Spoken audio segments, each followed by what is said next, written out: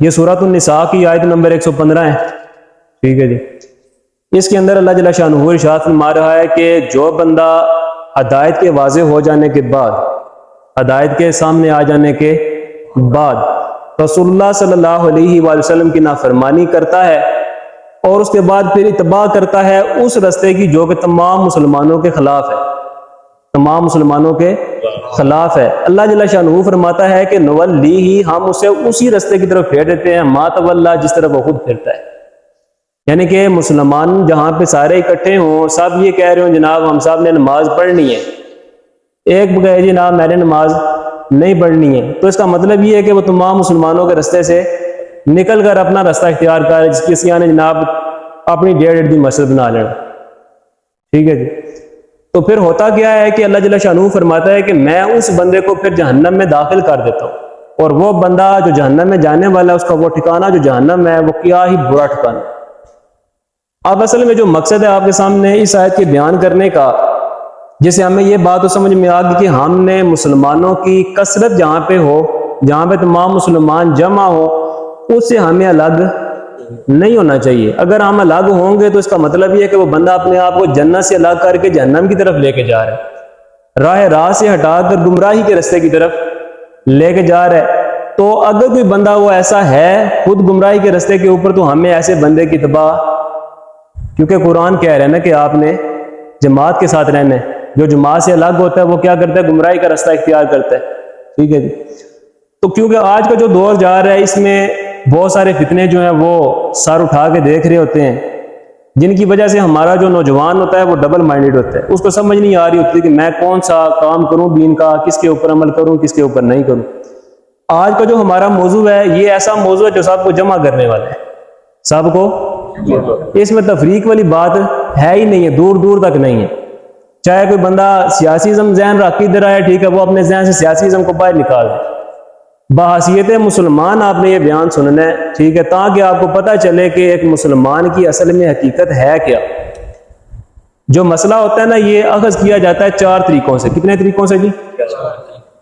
پہلا طریقہ جو اللہ جل شانہ نے ہمیں بتایا ہے وہ رستہ قرآن کا، اور اس کے بعد جو دوسرا رستہ ہمیں اللہ جل شانہ نے تعلیم فرمایا وہ حضور نبی مکرم صلی اللہ علیہ وآلہ وسلم کی زبان اقدس سے بیان کردہ حدیث مبارکہ ہے، ٹھیک ہے جی۔ اور تیسرا جو طریقہ ہے وہ اجماع امت ہے۔ کیا ہے جی؟ اجماع کا مطلب کیا ہونا ہے؟ اکٹھا ہونا، ٹھیک ہے، تمام کا فیصلہ کسی ایک چیز کے اوپر اکٹھا ہو جانا۔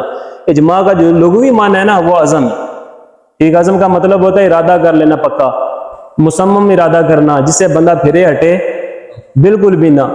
اور اس کی جو شرعی تعریف ہے اجماع کی وہ یہ ہے کہ مسلمان کا، وہ مسلمان جو کہ ہمارے رہنما ہوتے ہیں، یعنی کہ جو علماء ہوتے ہیں، جو کہ مجتہدین ہوتے ہیں، جو کہ فقہاء ہوتے ہیں، کیونکہ عام بندے کی رائے میں اور جو بندہ اہل علم ہے اس کی رائے میں فرق تو ہے۔ اللہ تعالیٰ تو قرآن فرماتا ہے کہ اہل علم جو اور جاہل وہ برابر ہو سکتے ہیں؟ نہیں ہو سکتے ہیں، یہ قرآن کا فیصلہ ہے۔ اور اللہ تعالیٰ نے قرآن میں یہ بھی فرمایا کہ یا ایھا الذین آمنوا اطیعوا اللہ واطیعوا الرسول واولی الامر منکم، میں ایمان والو اطاعت کرو اللہ کی، اس کے رسول کی، اور جو تم میں صاحب حکم یعنی کہ علماء اور فقہاء ہیں۔ تو اس کا مطلب یہ ہے کہ جو ہر دور میں موجود، اس میں کسی زمانہ کی قید نہیں لگائی گئی، کیونکہ قرآن جو نازل کیا اللہ جل شانہ نے وہ تمام مسلمانوں کے لیے جو قیامت تک آنے والے ہیں سب کے لیے اللہ جل شانہ نے نازل فرمایا۔ ایسا ہے کہ نہیں؟ ٹھیک، تو اس حساب سے کیا ہوتا ہے کہ ہم لوگ جو فالو کرتے ہیں، تیسرا جو ذریعہ ہوتا ہے وہ اجماع امت ہوتا ہے، یعنی کہ جہاں پہ تمام مسلمانوں کا اتفاق ہو جائے تو وہاں پہ ہم بھی اتفاق کر لیتے ہیں۔ لیکن یہاں پہ ایک نقطہ سمجھنے والا ہے۔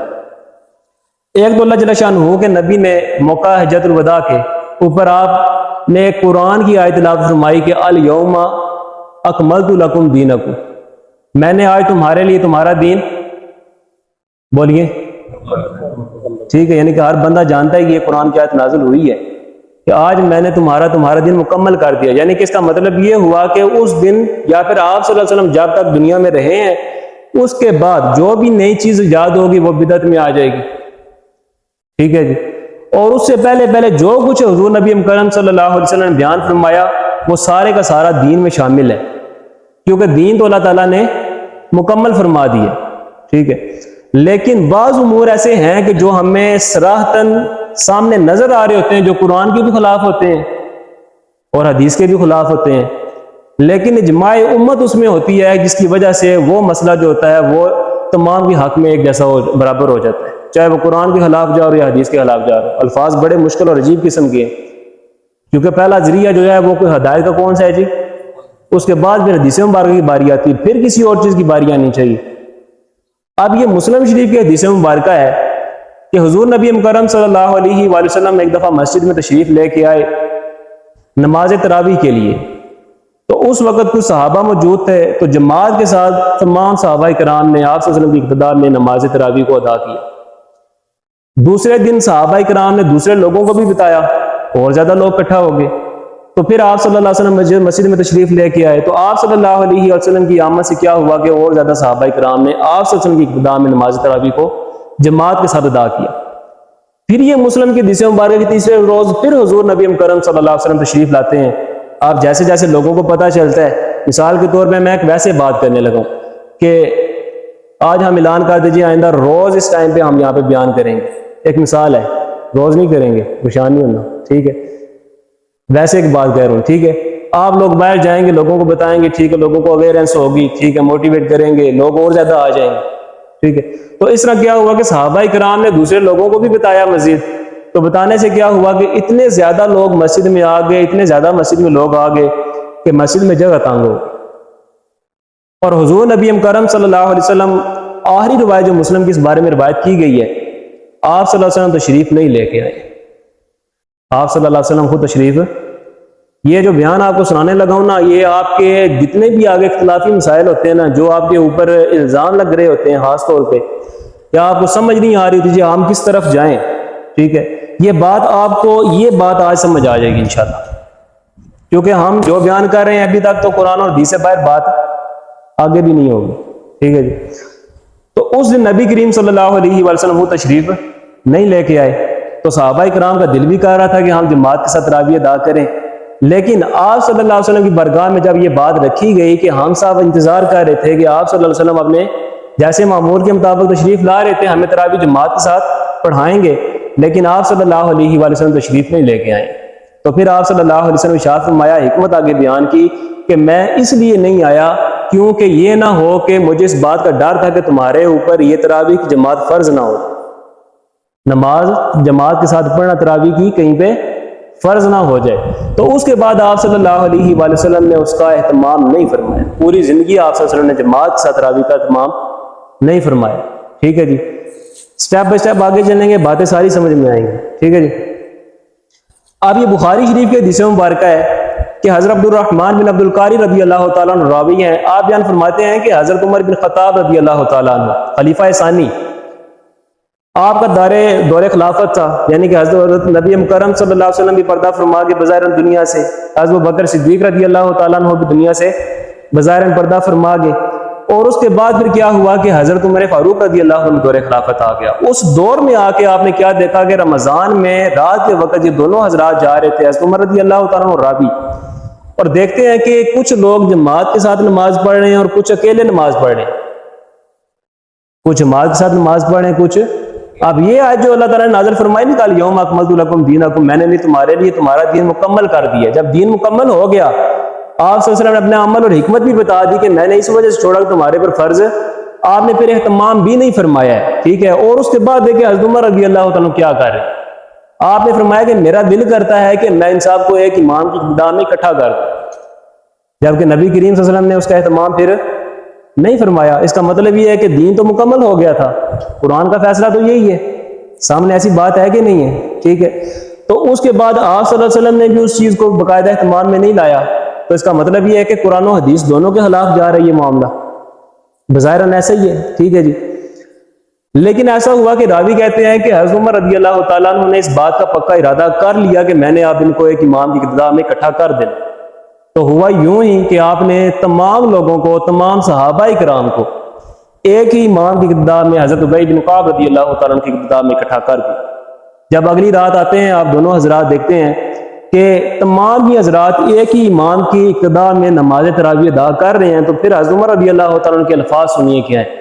آپ فرماتے ہیں کہ نعم البدعۃ ھذہ، یہ کیسی ہی اچھی بدعت ہے۔ آپ نے کیا فرمایا؟ کیونکہ آپ نے یہ بھی لفظ سنے ہوئے ہیں، جو لوگ آپ کے اوپر کلاشن کوف اٹھا کے بیٹھے ہوتے ہیں جناب، شرک و بدعت کی، کلو بدعت ضلالہ کلو ضلالہ فی النار، صرف ایک حدیث مبارکہ آپ کے سامنے رکھتے ہیں اور باقی حدیث آپ کے سامنے نہیں رکھتے ہیں، ٹھیک ہے جی۔ یہ بھی تو بخاری کی حدیث مبارکہ ہے نا، نعم البدعۃ ہذہ، یہ کیسی اچھی بدعت ہے؟ بخاری سے مستند کتاب اور ہے کوئی؟ نہیں ہے نا، ٹھیک ہے۔ تو آپ خود اندازہ لگا لیں کہ خیانت کس جگہ پہ ہو رہی ہے۔ میں آپ کو کھلی باتیں بتا رہا ہوں، آپ اپنی تحقیق بھی کر سکتے ہیں، بالکل کریں، آپ کا حق ہے، ٹھیک ہے جی۔ حضرت عمر رضی اللہ تعالیٰ عنہ بیان فرماتے ہیں کہ نعم البدعۃ ہذہ، یہ کیسی اچھی بدعت ہے۔ تو پتہ یہ چلا دو چیزیں یہاں سے، پہلی یہ چیز پتہ چلی کہ ہر بدعت گمراہی۔ اگر ہم یہ مان لیں معاذ اللہ کہ حضرت عمر رضی اللہ تعالیٰ عنہ نے قرآن کے بھی خلاف عمل کیا، حدیث کے خلاف بھی عمل کیا، بظاہراً یہ بات پتہ چل رہی کہ یہ عمل گمراہی والا ہے، ایسا ہے کہ نہیں ہے؟ لیکن ہوا کیا کہ وہاں پہ تمام کے تمام صحابہ کرام اکٹھے ہو گئے، اجماع امت ہوا کہ نہیں ہوا؟ قرآن سے ثابت ہوا، جو پہلے آیت میں نے آپ کے سامنے پیش کی ہے، تو سارے کے سارے اکٹھے ہو گئے۔ اب آپ دیکھ لیں کہ جو ہمارے اوپر فتویٰ لگانے والے ہیں آج کے دور میں بدعتی ہونے کا، ان کی مساجد میں بھی تراویح ہوتی ہے، بجماعت کے نہیں ہوتی ہے، چاہے وہ 8 پڑھتے ہیں، وہ ایک الگ جزئی مسئلہ ہے، 20 کا یا 8 کا یہ ایک الگ جزئی مسئلہ ہے۔ لیکن آپ یہ بات سمجھ لیں کہ جماعت تراویح کے ساتھ پڑھنا بدعت ضرور ہے، کیونکہ حضرت عمر رضی اللہ تعالیٰ نے یہ بات بیان فرما دی ہے کہ نعم البدعۃ ہذہ، یہ کیسی ہی اچھی بدعت ہے۔ تو پتہ چلا کہ ہر بدعت گمراہی نہیں ہوتی ہے، یہ بدعت حسنہ میں آتی ہے، یعنی کہ وہ کام جو اللہ اور اس کے رسول کی طرف لے کے آنے والا ہے، تو وہ کام جو ہوتا ہے وہ بدعت ہے۔ اگر نیا کام، یعنی کہ ایسا نیا کام جو آپ سے کے دور اقدس میں نہیں ہوا، آپ کے دور کے بعد اس کا اہتمام کیا گیا، تو وہ جو کام کیا گیا ہے وہ کس میں آتا ہے؟ بدعت حسنہ میں آتا ہے۔ کس میں آتا ہے؟ بدعت سیئہ میں، بری بدعت میں، قبیحہ بدعت میں، مذمومہ بدعت میں اس کا شمار نہیں ہوتا ہے، ٹھیک ہے۔ تو اسی طرح یہ سنن ترمذی کی حدیث مبارکہ، دوسری بات جو ہمیں یہ یہاں سے سمجھ آئی وہ یہ ہے کہ اجماع امت جب ہو جائے تو اس کا مطلب یہ ہے کہ اگر قرآن و حدیث بھی اس کے مقابل آ رہے ہو نا، تو اجماع امت بھی چونکہ قرآن ہی سے ثابت ہے، تو صحابہ کرام ہو یا پھر امت کا کوئی بھی زمانہ ہو، وہ گمراہی کے اوپر نہیں ہوتا۔ یہ بات سمجھ میں آئی ہے جی؟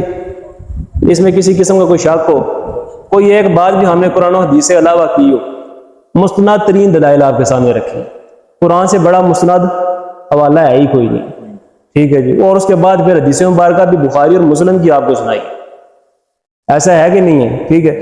تو یہ بات ہمیں سمجھ میں آ گئی بڑے واضح لفظوں میں کہ بدعت جناب صرف ایک ہی نہیں ہے، بدعت کی اور بھی اقسام ہیں، اور یہ ایک الگ موضوع ہے، اس کو میں ڈسکس نہیں کروں گا، ٹھیک ہے۔ لیکن یہ بات صرف اتنی ذہن میں رکھ لیں، جتنے احباب آپ کے اوپر مخالف پارٹیز کے فتویٰ لگانے والے ہیں، ان کے اپنے جو بڑے بڑے علماء ہیں، ان صاحب نے 5 قسمیں کی ہیں بدعت کی۔ کتنی؟ ٹھیک ہے جی، 2 کر گیا نا، اگر 5 اور کی تھیں، ٹھیک ہے۔ لیکن میٹھا میٹھا ہاپ کڑوا کڑوا وہ کام جو ہے نا، یہ ہماری مسئلہ سے نکل جائے، ٹھیک ہے، تو مسئلے ختم ہو جاتے ہیں، پھر اسی جناب مولویاں رولے پائے، سیدھی سی بات ہے، ٹھیک ہے۔ لیکن کہنے کا مقصد کیا ہے کہ دلائل آپ کے سامنے ہیں، آپ نے کیا کرنی ہے؟ تحقیق کرنی۔ سنن ترمذی کے حدیث مبارکہ ہے کہ آپ صلی اللہ علیہ وسلم نے ارشاد فرمایا کہ اللہ جل شانہ جو ہے، لا یجمع امتی علی ضلالہ، اللہ تعالیٰ میری امت کو گمراہی کے اوپر اکٹھا نہیں کرے گا، میری امت کو گمراہی کے اوپر اکٹھا نہیں کرے گا، ٹھیک ہے جی۔ اب جو اجماع ہے نا، اس میں جو روافض ہیں، جو شیعہ ہیں، ٹھیک ہے جی، اور جو معتزلہ ہیں، یہ 2 گروہ ایسے ہیں جو کہ اجماع کا انکار کرتے ہیں، یا اجماع کو مانتے ہیں تو صرف اس حد تک مانتے ہیں کہ جو رسول اللہ صلی اللہ علیہ وسلم کے دور میں ہو گیا، جہاں تک اکٹھے ہو گئے، بس وہ اجماع تھا، اس کے بعد قیامت تک اجماع کا دروازہ بند ہو گیا۔ اگر وہ آج کے دور میں اجماع کو مانتے ہیں نا، اگر چلے ہم صحابہ کرام کے دور لینا، نہ صرف نبی کریم صلی اللہ علیہ وسلم کا دور لے لیں، ٹھیک ہے، روافض کا دروازہ خود بخود بند ہو جاتا ہے۔ کیسے؟ وہ حضرت بکر صدیق رضی اللہ عنہ کی خلافت کے اوپر انگلی اٹھاتے ہیں، آپ کے اوپر انگلی اٹھاتے ہیں کہ نہیں اٹھاتے ہیں؟ حضرت عمر رضی اللہ عنہ کی خلافت کے اوپر انگلی اٹھاتے ہیں کہ نہیں اٹھاتے ہیں؟ اگر ہم صرف اسی اجماع کو مان لیں تو نبی کریم صلی اللہ علیہ وسلم نے خلافت تقسیم کی ہے، شیعوں نے کی ہے؟ خلافت تقسیم کس نے کی ہے؟ اور انبیاء وہ ہوتے ہیں جو کہ اپنی زبانوں سے اپنی مرضی سے بولتے ہی نہیں، وہی بولتے ہیں جو اللہ جل شانہ کو اپنی بات پسند ہوتی ہے، تو وہ بات کیا کرتا ہے؟ اللہ تعالیٰ ان کی زبانوں سے جاری فرما دیتا ہے، ٹھیک ہے۔ تو یہ جو خلفائے راشدین ہیں، اس کی جو ترتیب بنائی گئی، ٹھیک ہے، یہ تو اس امت سے ثابت ہو گیا۔ لیکن قرآن جو اللہ تعالیٰ نے نازل فرمایا ہے وہ صرف ایک امت کی حد تک نازل نہیں فرمایا، ایک زمانے کی حد تک نازل نہیں فرمایا، قیامت تک کے لوگوں کے لیے نازل فرمایا۔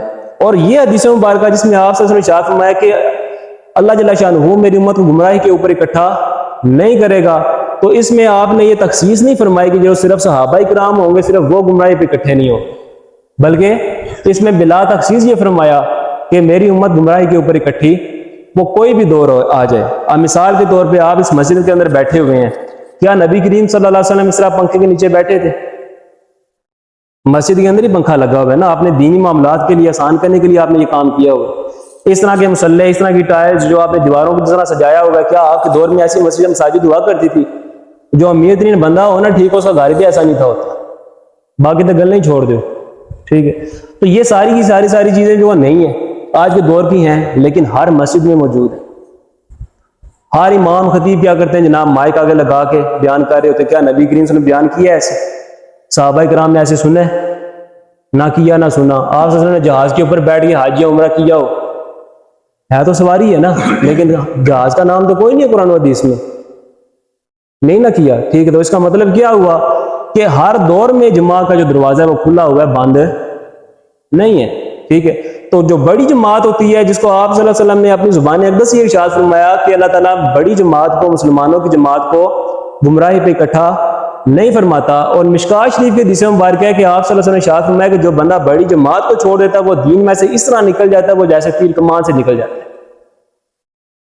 جیسے تیر کمان سے نکل جاتا ہے۔ تو اس کا مطلب یہ ہوا کہ سب سے بڑی جماعت پہلی ہمارے سامنے ہے، وہ کیا ہے جی؟ صحابہ کرام کی جماعت، ٹھیک ہے۔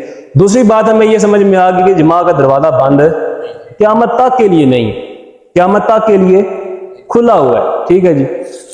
اب یہاں پہ یہ دوسری بات ایک اور سمجھنے والی ہے، وہ یہ ہے کہ اجماع جو ہے، چونکہ آج کے دور میں دیکھا جائے ہر دور میں تبدیلیاں آتی ہیں، ہر دور میں مسائل بدلتے ہیں، اس حساب سے آپ نے کیا کرنا ہوتا ہے کہ کیونکہ ہمارے پاس اگر وہ علم نہیں ہے، جو بندہ جس علم کا ماہر ہو ہم اس کے پاس جاتے ہیں۔ میرے پیٹ میں درد ہوگا، ظاہر سی بات ہے کہ میں نیم حکیم بننے کی کوشش کسی ڈاکٹر کے پاس جاؤں گا، کسی اسپیشلسٹ کے پاس جاؤں گا، پھر ڈاکٹری میں بھی آگے سب ڈویژن ہو جاتی ہے پیشے کے اعتبار سے، ٹھیک ہے۔ جو بندہ آرتھوپیڈک ہے ہم اس کے پاس جناب اپنے گردے کے مسائل لے کے جائیں گے، ٹھیک ہے۔ یا ایسا مسئلہ جو بندہ ہارٹ اٹیک جس کو ہونے والا ہو، وہ بندہ ویسے بندے کے پاس نہیں جائے گا، ٹھیک ہے۔ یعنی کہ ہمارا دل کرتا ہے کہ ہم جس بندہ جو ماہر ہے جس کام کا، فن کا، ہم اپنا مسئلہ اس کے سامنے رکھیں۔ تو اسی طرح دین کوئی لاوارث نہیں ہے کہ اس کو ہم جناب کسی کے ہاتھ میں بھی رکھ دیں، یا ہر بندہ خود ریڈی میڈ مفتی بن کے جناب فتوے جاننا شروع کر۔ اللہ تعالیٰ نے قرآن میں بھی یہ ارشاد فرمایا، بلکہ اللہ تعالیٰ نے یہ نہیں فرمایا کہ تم تمام حضرات جناب اٹھو اور سارے عالم اور مفتی بن جاؤ۔ ایسا کوئی ایک بھی فرمان قرآن میں نہ قرآن میں نہ حدیث میں۔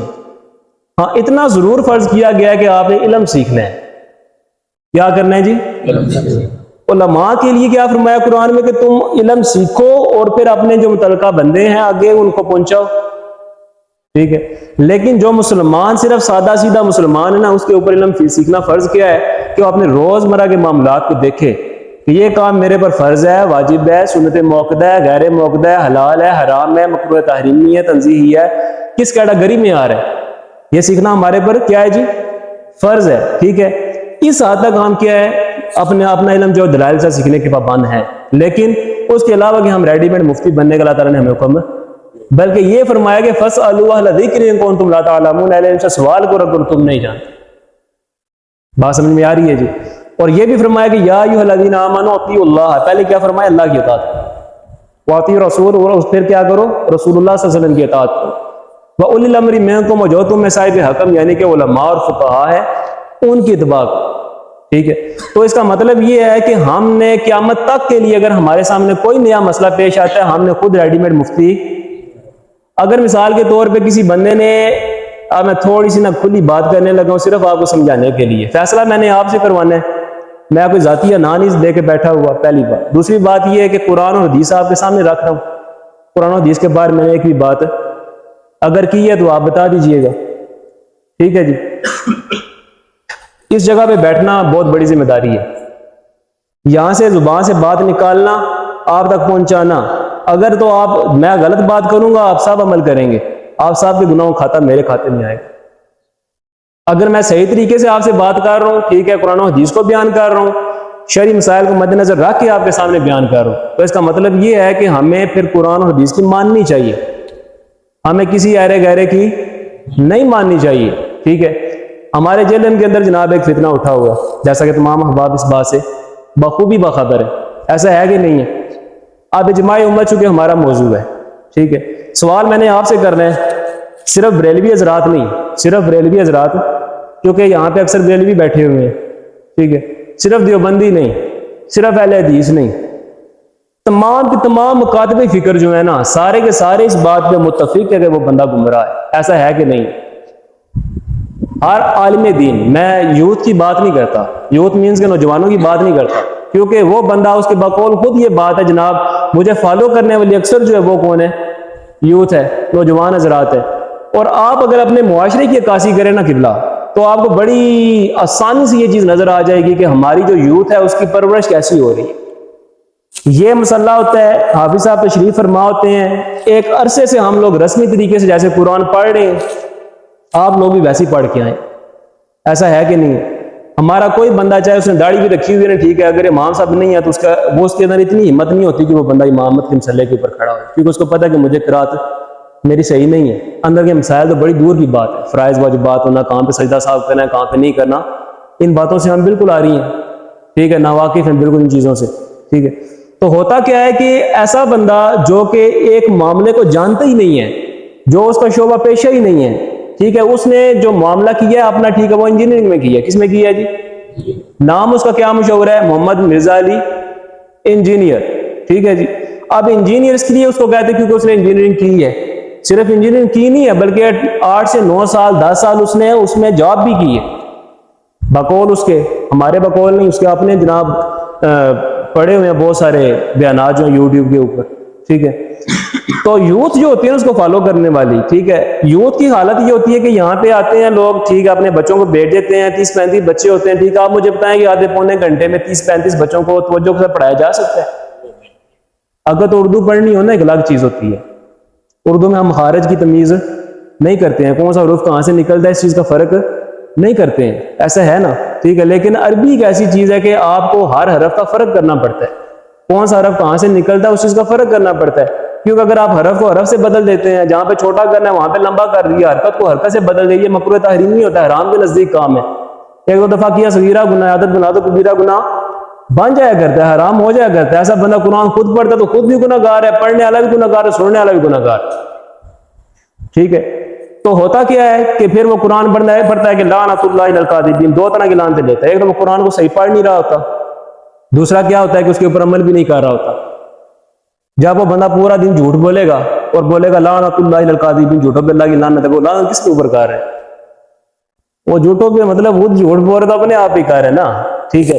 تو ہم لوگ کرتے کیا ہیں کہ بچے کو بھیج دیتے ہیں بلا توجہ، وہ قرآن پورا پڑھ لیتا ہے، لفظ پورے صرف کر لیتا ہے، ٹھیک ہے، اور اس کے بعد حافظ صاحب کے گلے میں ہار ہم ڈال دیتے ہیں، بچے کو ہار ڈال دیتے ہیں، ایک جناب سوٹ کپڑے کا دے دیا، 1000-1500 نال پکڑا چھوڑے، جناب بچے کی ڈولی چھپایا تو نال لے گیا، اور اس کے بعد پھر بچے نے جناب آ کے مسجد کا منہ بھی نہیں دیکھنا، ایسا ہے کہ نہیں ہے؟ پھر ہماری پوری توجہ جو ہونی ہے نا، ٹھیک ہے، بچے کو تعلیم سکھانے کی، وہ صرف اور صرف دنیاوی ہونی ہے، معاذ اللہ، جیسے آپ کا اصل مستقبل ہے ہی دنیاوی ہے، دینی ہے ہی نہیں ہے۔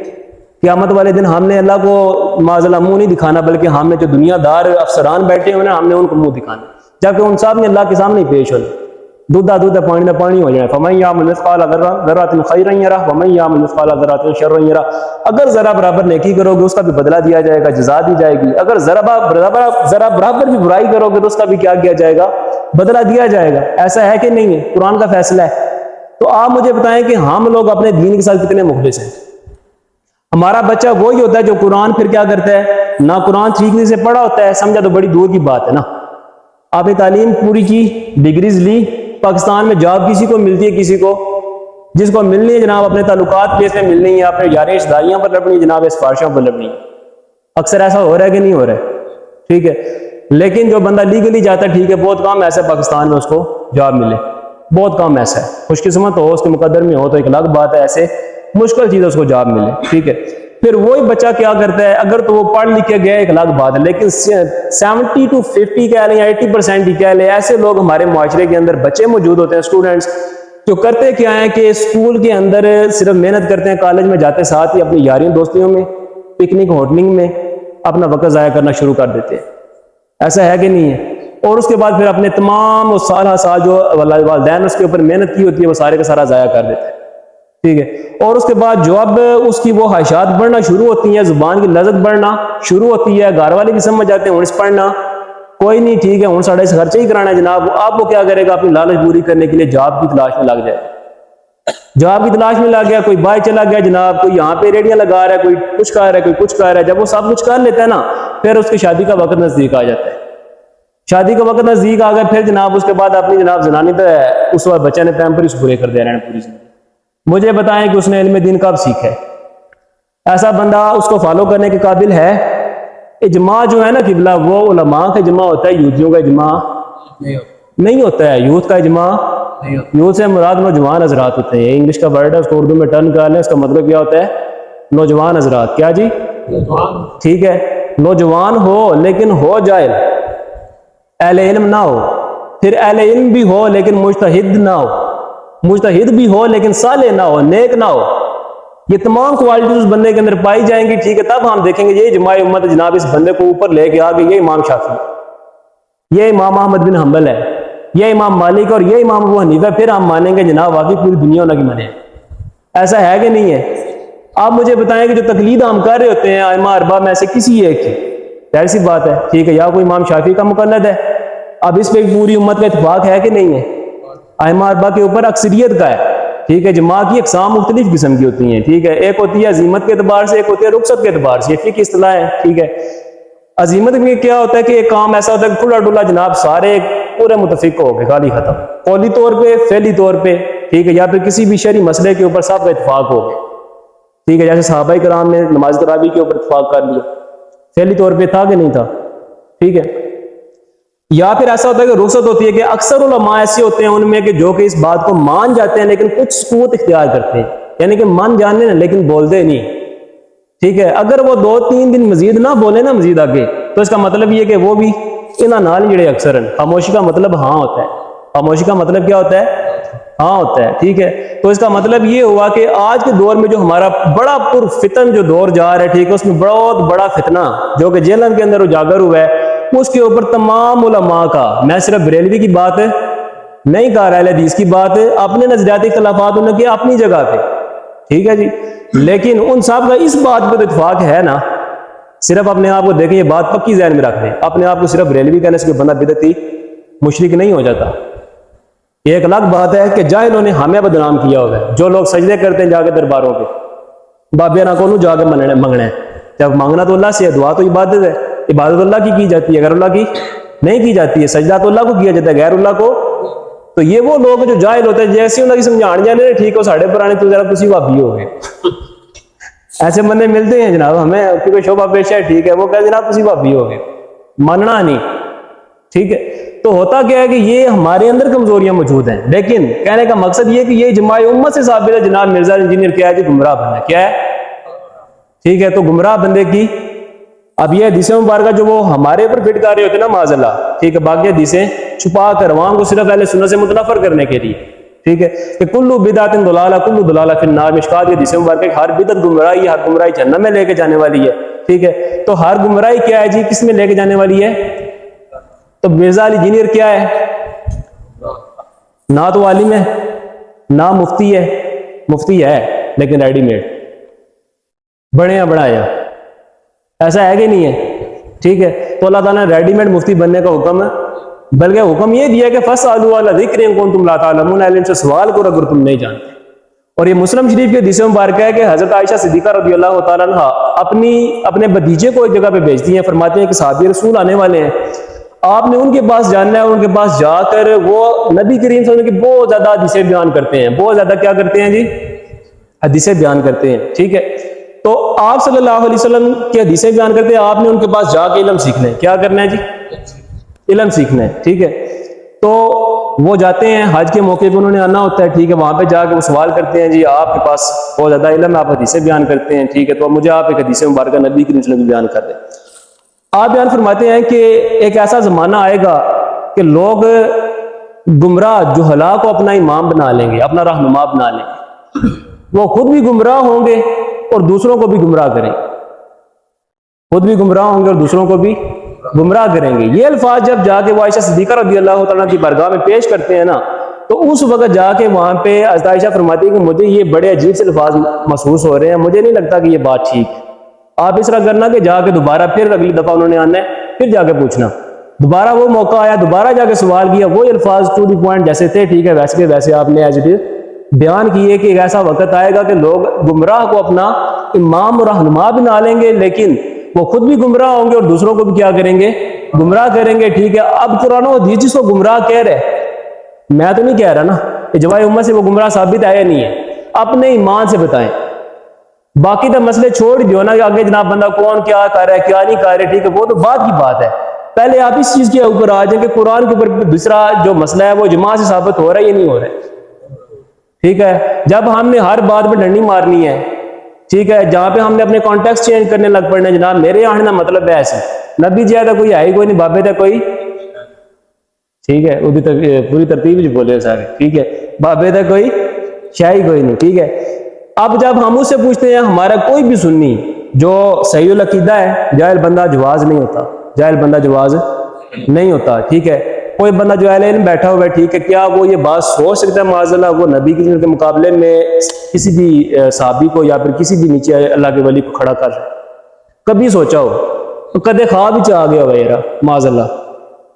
مطلب کہنے کا کہ ایسا ہے ہی نہیں ہے۔ جب اس سے سوال کرنے جی نہیں، میرے کہنے کا مطلب یہ ہوتا ہے کہ جو مرتبہ مقام جو ہے نا وہ انبیاء علیہ السلام کے، ٹھیک ہے، وہ کسی اور بندے کا کل دو دن بعد معاذ اللہ ممانا شروع ہوا، اللہ جاتا ہے کوئی نبی کوئی معاذ اللہ میں لفظ نہ ادا کر، سمجھ آ رہی ہے؟ تو ہمیں یہ میل ملاپ صرف عوام کو متنفر کرنے کے لیے اکٹھے کر رہا ہے وہ، اور کچھ بھی نہیں، سمجھ آ رہی ہے؟